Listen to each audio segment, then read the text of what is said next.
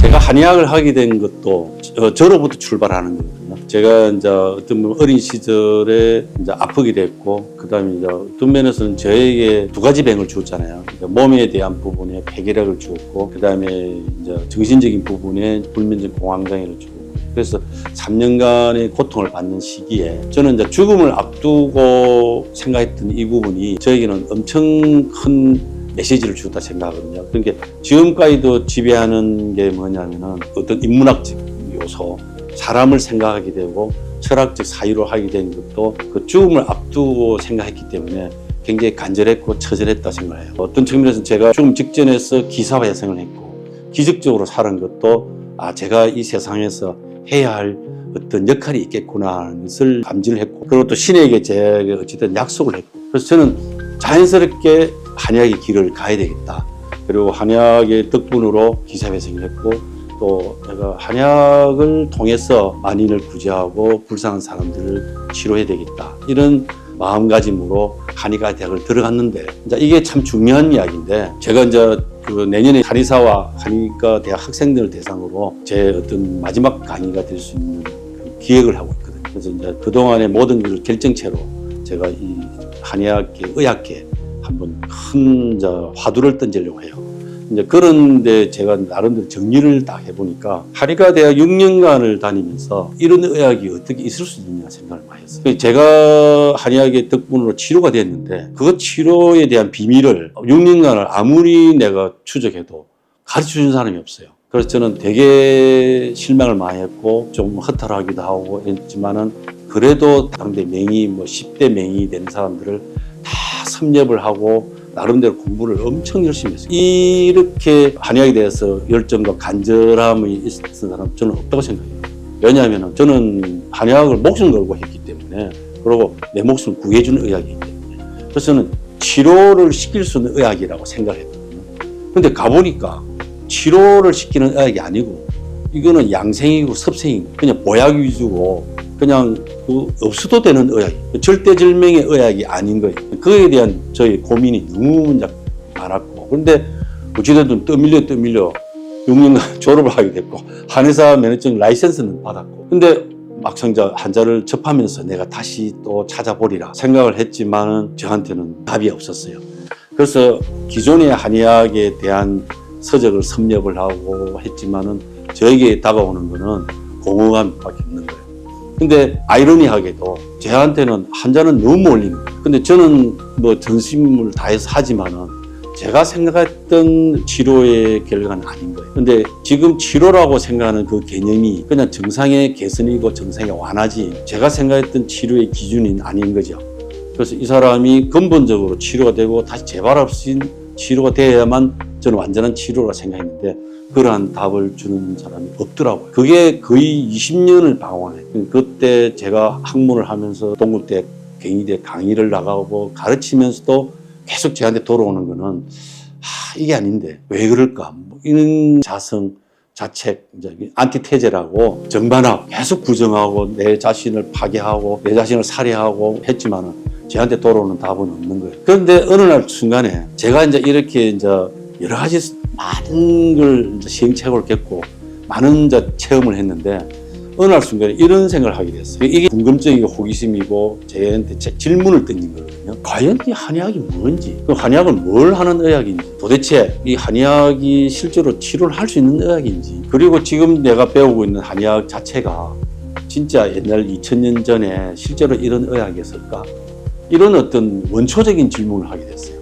그래서 어느 날 내가 방황을 하다가 딱 돌아서서 산책을 하다가 제 자신에게 질문을 던지기를 초심으로 돌아가자. 내가 그 사이에 내가 잃어버렸던 거, 제가 이것을 모르는 부분이 있을 것이다.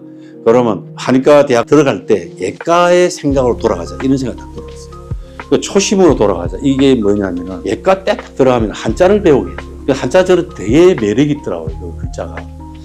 근데 딱 착상이 뭘 떠오르냐면 지금 우리가 알고 있는 한자하고 2000년 전에 3000년 전에 이 한자의 의미가 같을까? 한의학은 모든 것이 기본 서적의 원서가 한자로 되어 있는데 이 한자의 첫 스타트가 잘못되면은 이 의학은 다른 쪽으로 갈 것이다 생각이 머물렀던 거죠. 그래서 한자를 공부를 해보자 해가지고 그게 완전히 제가 예가로 돌아가고 그래서 한자를 딱 접해보니까 이거는 제가 진짜 모르는 세상이 이때까지 잘못 알았던 거죠. 그래서 그 상한론이라는 책이 다시 다가오기 시작했어요. 어렴풋이 상한론을 기존에 해석을 했던 것에 대해서 적용을 해봤는데 적용을 해봤을 때 엉뚱한 결과가 희한한 결과가 나오기 시작했거든요. 그래서 이거 뭔가 분명히 있을 것 같다 하는 약간 직감은 있었던 거죠. 딱 떠오르는 직감이. 그래 이제 한자를 서점에 가서 읽어보니까 한자의 기운은 갑골문이다. 이 고문자더라고요. 이게. 그래서 고문자를 연구를 하게 돼요. 그래서 고문자를 연구를 하다 보니까 이거는 제 영역이 아닌 거지. 그래서 고문자에 정통한 한국의 그 김경일 교수라고 갑골문 이야기라는 책이 있어요. 그 책을 보면서 그 김경일 교수를 컨택을 하게 돼요. 그때는 어떻게 보면은 제가 약간 무모할 정도죠. 이게 막 제가 간절하니까 아까 처음에 이제 유년기 때 나오지만 그 생존 본능 이게 이제 발동했던 거죠. 그래서 상명대 그 교수분이신데 그분이 공자가 죽어야 나라가 산다는 책의 저자입니다. 그분이 보는 관이 정확한 거예요. 한약을 버려야 한약이 살아난다. 저는 생각해요. 한약 위에 침을 뱉으라 이런 이야기를 했거든요. 기존의 한약을 뛰어넘어야 새로운 판을 짜야 된다. 새로운 패러다임을 만들어야 된다. 근데 기존의 이론을 가지고 지금 적용하는 거는 이건 안 맞다. 기존에 이건 죽은 학문인 거죠. 근데 그 김기일 교수가 그런 맥락에서 저하고 맥락 연결되는데 근데 공자가 죽어야 나라 산다는 저자니까 이 양반이 내가 전화를 하니까 뭐 거절을 하는 거예요. 왜냐하면 유학자에게 소송이 50건이 걸리니까요. 공자가 죽어야 한다니까. 우리나라 유교를 죽여야 된다니까. 그게 저도 그런 사람인 줄 알고 이제 거절을 했던 거죠. 근데 제가 천안으로 그 눈 오는 눈보라 속에 차를 몰고 무작정 부딪힌 거죠. 그래가지고 제가 기존의 상한론 서적하고 그 다음에 제가 살아왔던 인생 스토리 27장을 쓴 거예요.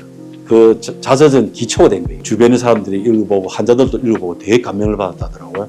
그때는 막 간절했기 때문에 내가 어떻게 살아왔고 어떻게 이 한의학을 내가 어떻게 다시 그 만들어야 된다. 이 시대에 맞는 의학을 만들어야 된다. 간절하게 통했기 때문에 그걸 두고 왔는데 그 양반이 그걸 읽어보고는 감동을 했대요.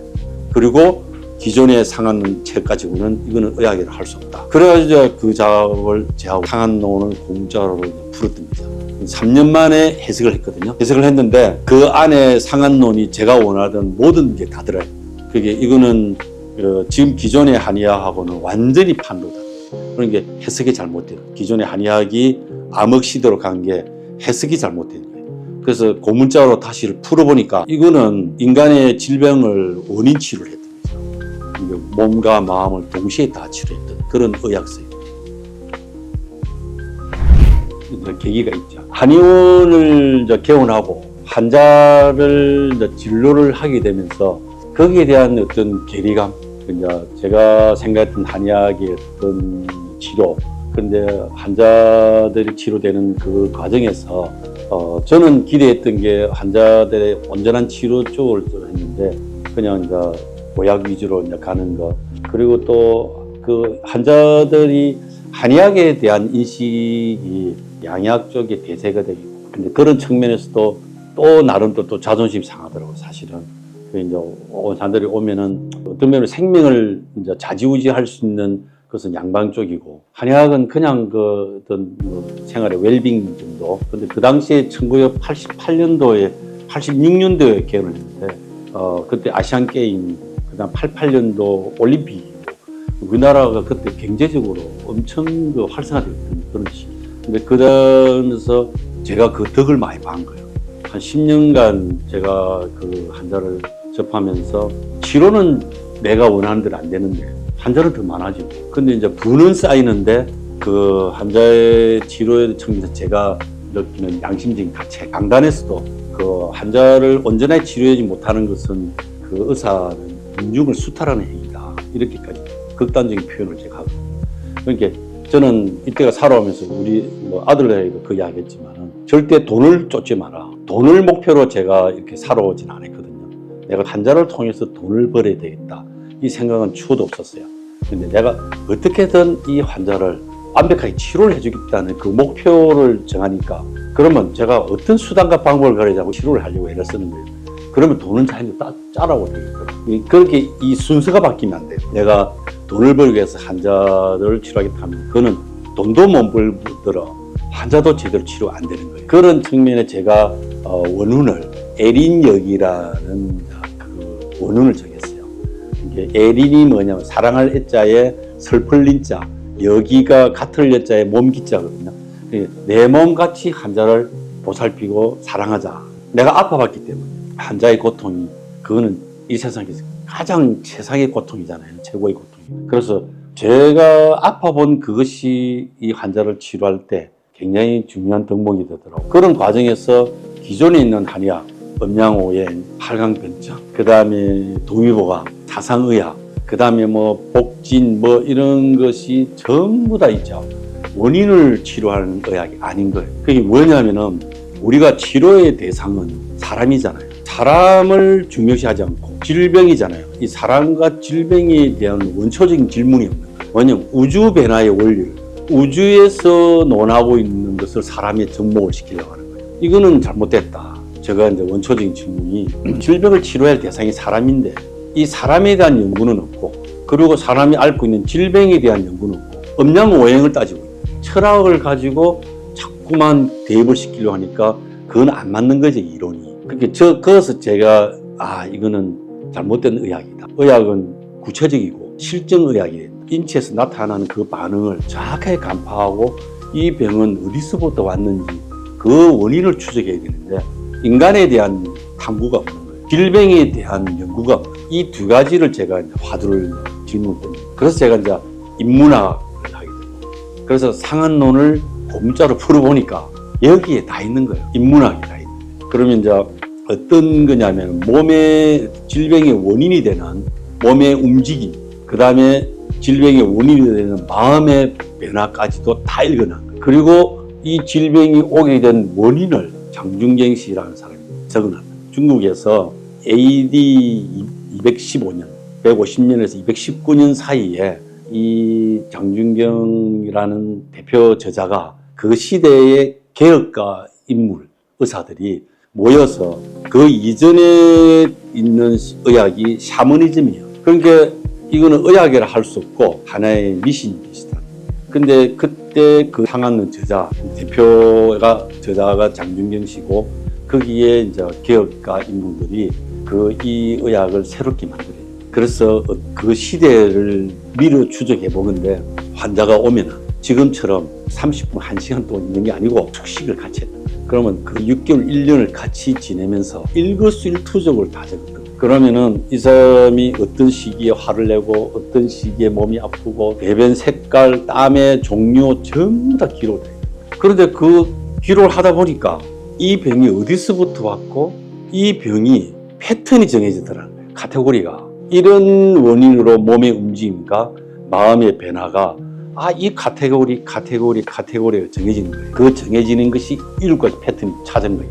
그게 이제 이 제강이 나와요. 그럼 딱 보니까 몸을 많이 움직여서 병이 오는 사람, 가슴에 어머니가 져서 오는 사람, 너무 강박증에 시달려가지고 또 이걸 확인해야 되고 불안해서 오는 환자, 그 다음에 너무 소심해서 밤에 잠 못 자고 염려해서 오는 환자, 너무 막 몰입해서 집착해서 오는 환자, 그 다음에 낮과 밤이 밖에서 오는 환자, 이 7가지 병이에요. 이 병의 원인의 카테고리가 정해져요. 그게 인문학이에요. 이게 상한론은 인간을 탐구했고 인간을 성찰했고 통찰했던 거예요. 그리고 패턴을 카테고리를 나누고 그 안에서 이 사람의 주소증이 왜 이런 병이 왔는지 몸에 나타나는 사인이 나와요. 예를 들어서 공황장애가 왔다 이러면 가슴 두근거려 불안하잖아요.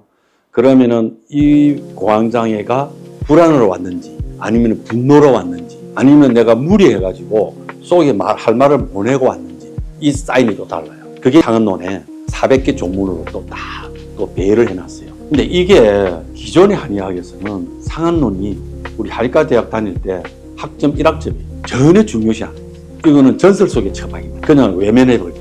그리고 이것을 후세 의사들이 자기 상상을 집어넣어요. 그러면서 이게 약 1000년이 지나면서 이 원행이 없어지고, 이거는 전문적인 이야기인데 그 원래 원본이 전해져 내려오면서 그 그 옛날에는 죽간본이었거든. 대나무가 있는데 그 대나무에 적힌 글이에요. 이게 1600년대까지는 이걸 수초본이라 해가지고 글로 적었는데 대나무에다 새기다 보니까 그 당시에는 글자가 작잖아요. 글자 작으면은 그 글을 한 글자로 표현해야 되기 때문에 한문 하나를 집어넣는 거예요. 집어넣을 때 얼마나 고심해서 그 내용을, 그 상황을, 현상을, 병리적 현상을 한 글자로 표현하려고 하니까 얼마나 고심했겠어요. 그 글자 하나 차이가 엄청나게 미묘한 거예요. 그걸 고문자에서 다 풀었던 거예요. 이거는 역사적인 어떤 작업이었거든요. 근데 지금 이게 이제 후세 의가들이 자기 상상을 집어넣으니까 요 죽간본에 15글자를 집어넣는데 그 다음 후세 의가들은 나는 이렇게 생각한다. 자기가 생각했으면 그냥 가만 놔두면 되지. 이걸 후세 의가들은 내가 생각한 지 생각을 집어넣었던 거지. 그걸 이제 14자주가 되는 거지. 이게 14글자. 그 다음 13글자. 요걸 송대 의서본에서 1065년도에 교정의서국이라 해가지고 출판사가 마련돼요. 금속활자. 인쇄술이. 그 인쇄술을 전부 다 뭐 15자주, 14자주, 13자주가 그냥 통폐합이 돼요. 그래서 이게 시대를 걸러서 이렇게 구분을 해 주셔야 되는데 이게 합쳐지니까 이게 완전히 와전이 돼요. 그 뒤에 우리들은 반성 없이 기존에 해왔던 그 선대 후세 의가들이 그대로 답서해요. 그러니까 그걸 음양오행, 사상의학, 황제 내경의 시각을 가지고 그 시각을 보니까 풀리지 않죠. 그러니까 이게 시행착오가 이루어져. 그래서 이걸 다시금 완전히 상한론을 저술했던 그 시기로 다시 돌아간 거예요. 제가 원형을 복원을 시킨 거거든요. 그래서 그 책이 이제 나온 거예요. 상한론의 고문자적 번역해서 그 다음에 저희 임상상한론 솔루션 이렇게 해서 나왔는데 그걸 풀어보니까 제가 그걸 가지고 고문자를 풀어놓고 임상을 해보니까 앞에 20몇 년 동안 임상했던 거는 완전히 다른 거예요. 아토피면 아토피. 아토피가 오게 된 원인이 따로 있는 거예요. 그것이 안에 면역이 될 수도 있고 아니면 분노가 될 수도 있고 아니면은 그게 장애 독소가 될 수도 있고 그러면은 그 원인이 되는 것이 사인이 나타나요, 몸에서. 그 사인을 읽고 그게 상한에 다 기재되어 있어요. 그걸 보고 카테고리를 정하고 그걸 던지면은 그 처방이 들어가면은 그 사인이 없어지고 그 질병의 카테고리가 되는 그게 없어지는 거예요. 그러면은 아토피든 공황장애든 동시에 다 치료돼요. 그러면 이게 양방의 의학은 이 비정상적인 부분, 이 질병이 생겼던 원인을 없애지 않고 이 비정상적인 부분으로 인해서 생겼던 결과적으로 모자라는 호르몬이나 이것을 일시적으로 넣어주는 것밖에 안 돼요. 그럼 그걸 먹을 때는 정상의 완화, 개선은 되지만 근본적인 치료가 안 되죠.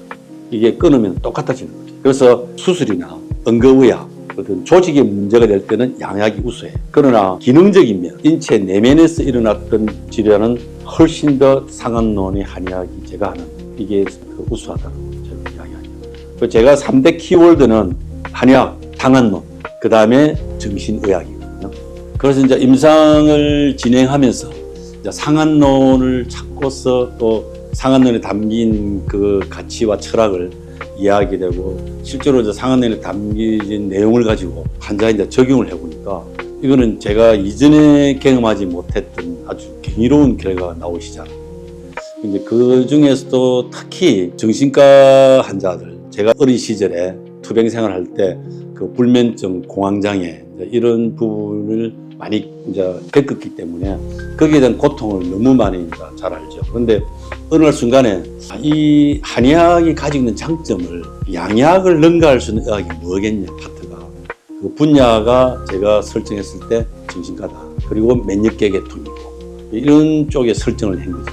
그리고 특히나 이제 제가 환자를 접해보니까 근골격계 질환보다는 내면에 있는 증상을 호소를 많이 하더라고요. 근데 이제 제가 이제 환자를 보다 보니까 양약을 거의 10년, 20년을 정신과에서 양약을 먹어도 거의 치료가 안 되는 사람들도 많고, 그 다음에 양약을 먹으면 그 후유증 부작용에 시달리는 사람도 많고, 그 다음에 양약을 먹으면 안 되는데 먹어야 되는 그런 상황.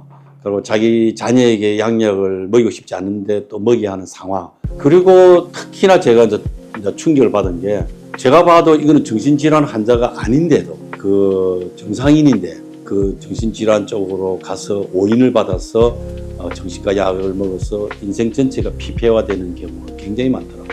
그게 이제 여러 가지 책을 많이 보게 되고 저는 이제 인문학 책, 철학 서적, 정신 분석학, 심리학 책을 많이 읽게 되고, 특히 그 정신질환을 앓는 환자들이 지금 구제책이 없어요. 양약에 의존하고 있는데 거의 삶이 그냥 다 무너진 거지. 근데 이제 우연히 제가 이제 책을 보다가 정상인을 구제하자는 책이 있습니다.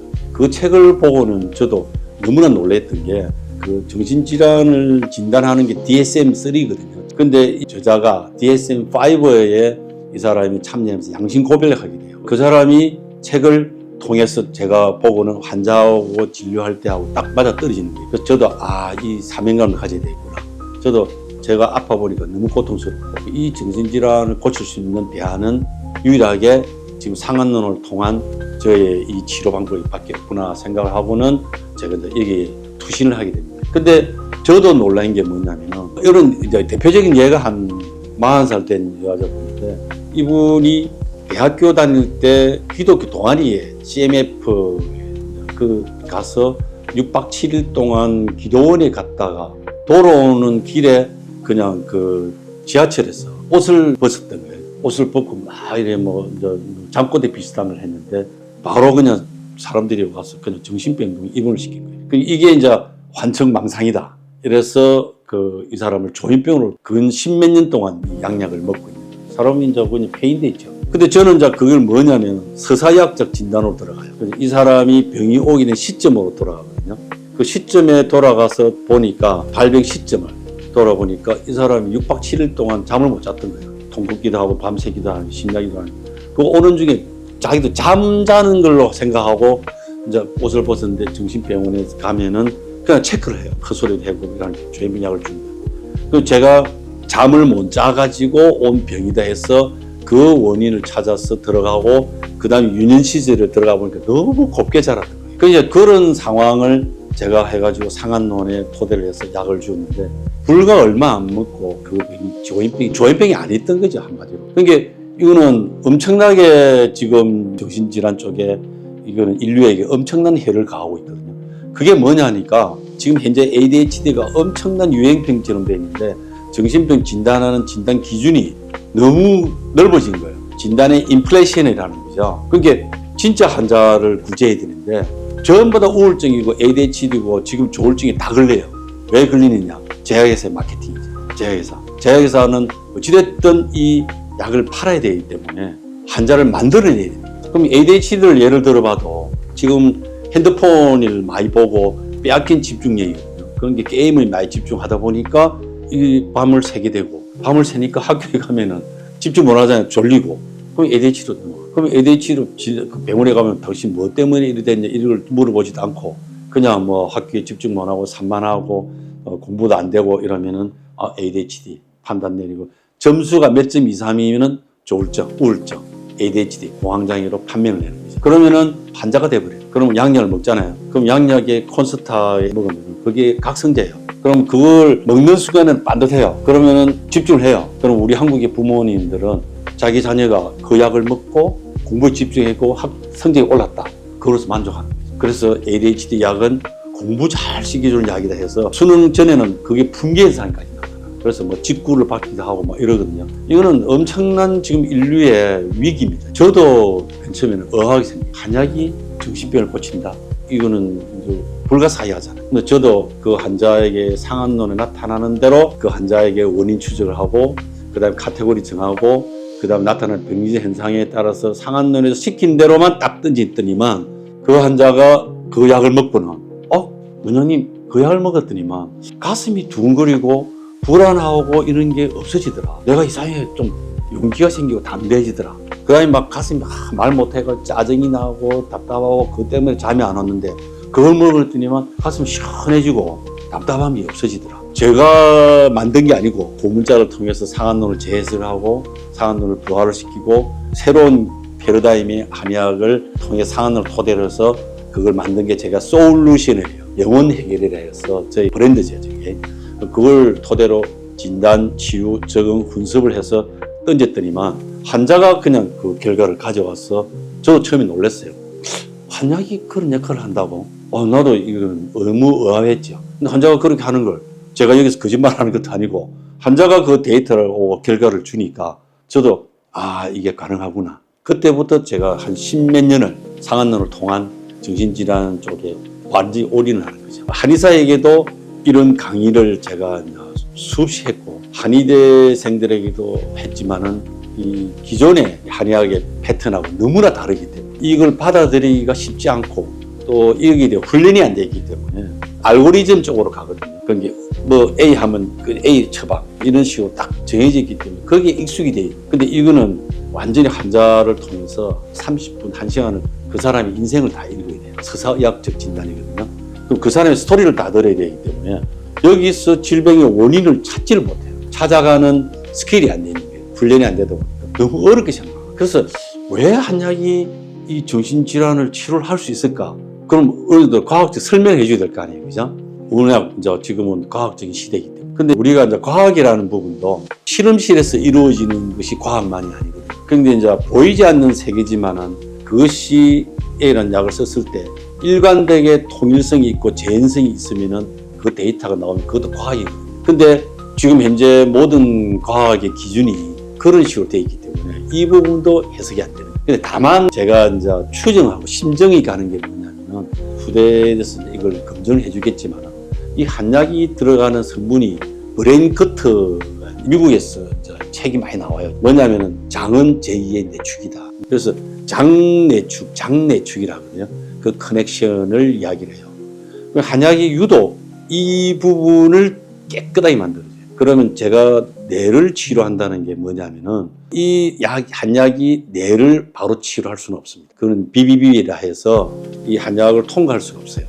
근데 한약이 장내 미생물을 깨끗하게 만드는 거예요. 그 미생물이 혈액을 따라서 뇌로 들어와서 이 시스템을 정확하게 만들어준다. 그 다음에 하나 또 너무나 놀라운 뇌세포 이야기라는 책이 있어요. 제가 이제 결과는 나와 있는데 이걸 해설할 수 있는 걸 찾고 있는 거예요. 너무나 놀라운 뇌세포 이야기가 뭐냐면 뇌에 마이크로글리아라는 세포가 있어요.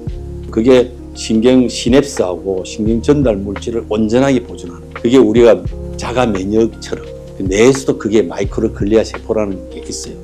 근데 이게 어릴 때 트라우마를 받잖아요. 그러면 마이크로글리아 세포하고 신경 전달 물질이 변화가 일어나요. 그러면 시스템이 깨져요. 그럼 조절할 수 있는 기능이 없어지는 거예요. 그러면 제가 연결시켜 보면은 한약이 여기에 장내 미생물을 정확하게 해서 뇌에 마이크로글리아 세포를 정상화시켰지 않느냐. 그렇게 충분히 가설을 세울 수 있고 충분히 심정이 가고, 그거는 지금 환자를 통해서 제가 치료를 해본 결과 그렇게 나올 수밖에 없어요. 그리고 지금 데이터라든지 이런 것은 환자가 약을 먹고 그 6개월에서 1년 정도 치료를 하면은 공황장애, 우울증, 조울증 뭐 이런 치료는 거의 근원적으로 치료를 하고 있습니다. 치료가 좀 힘든 파트가 조현병, 그다음에 이제 강박증도 시간이 좀 걸리는 편이에요. 그럼 현실 인식이 있는 사람들도 충분히 가능하고, 또 원인이 뚜렷한 사람은 반드시 가능하고, 그다음에 이걸 정신과 치료를 하다 보니까 어린 시절이 가장 중요하다는 거예요. 이 병의 원인을 추적해 보면은 어린 시절의 부모의 역할, 가정 환경, 그다음에 학폭, 이것이 무시 잠재하고 있다가 자기가 생활하면서 외부의 자극에 의해서 이게 발동이 되는 거예요. 그럼 우리는 어린 시절까지 역추적해요. 그래서 환자를 보는데 거의 1시간 걸려요. 그럼 스토리를 다 들어요. 그래서 거기에 상한론에 딱 들어맞게 돼 있어요. 근데 상한론을 왜 그다 몰랐느냐? 해석이 안 돼요. 그럼 이 상한론을 저는 지금 현대의 언어로 다 인문학적이고 철학적으로 다 재해석을 해서 책이 지금 등장을 할 거예요. 그런 말이 있더라고요. 가능한 것은 계획이고 불가능한 것이 꿈이라 하더라고요. 저는 아직도 꿈을 꾸고 있습니다. 그게 불가능할지 모르지만 우리가 꿈을 꾸기 때문에 또 가능할 수도 있잖아요. 그죠? 저는 꿈이 있다면은 정신질환을 구제하는 것에 대한 여기에 전 세계적으로 전 인류가 제가 하고 있는 이 솔루션, 그 상한론을 통한 한약을 통한 이 정신질환을 완벽하게 치료할 수 있는 의학을 만들고 싶고, 그 다음에 정신의학이라는 그 파트 학문을 완성을 이루고 싶은 꿈이고, 그 다음에 K-MED이라고 이야기를 하는데 우리가 K-컬처라는, 근데 우리 유일하게 K-MED가 없어요 지금. 그 이제 K-MED를 제가 이제 만들고 싶은 거예요. 그러니까 K-MED가 뭐냐면 제가 하고 있는 이 상한론의 한약을 하고, 그 다음에 양의학이죠. 이것이 접목이 되어서 융합의학이라고 합니다. 있는데 이것을 융합해서 결합해서 이것이 전 세계에 처음으로 우리가 새로운 새 판을 짤 수 있는 새로운 장르의 K-메디 의학이 되었으면 하는 게 제 바람이고 제 꿈입니다. 국립한의병원 유엔을 통한 유엔 헌장까지도 생각하거든요. 지금 왜냐하면 마약 퇴치가 유엔 쪽에서도 관심을 가지잖아요. 근데 지금 정신질환 이쪽도 유엔에서 인류를 위한 것 같으면 다 이제 채택이 된다 하거든요. 그거는 우리 후세에게 좀 과제를 좀 제가 살아왔던 좀 담담하게 이야기하자면은 나는 너무 혜택을 많이 받았다. 그리고 너무 감사하고 너무 사랑을 많이 받았다. 근데 제가 그 이후에 중간에 초심을 잃고 방황했던 게 좀 미안하기도 하고. 근데 지금 30대로 돌아가서 내 자신의 이야기한다면 나는 기적이다 생각. 정신질환 구제 그 부분이 남아있는 거죠. 저는 제일 좋아하는 글귀가 당선약수. 저 호가 일하라고 정해놨거든요. 일하. 그러니까 물처럼 살고 싶은 거예요. 하. 물 하자거든요. 그게 물은 모든 만물을 이롭게 해주고 자기 자신은 가장 낮은 곳으로 임할 수 있는 물 하자 하나로 저희 인생을 대변할 수 있겠습니다. 준비가 잘 됐네 그래도. 물소리도 났습니다. 아이고 고맙습니다. 너무 고생했습니다.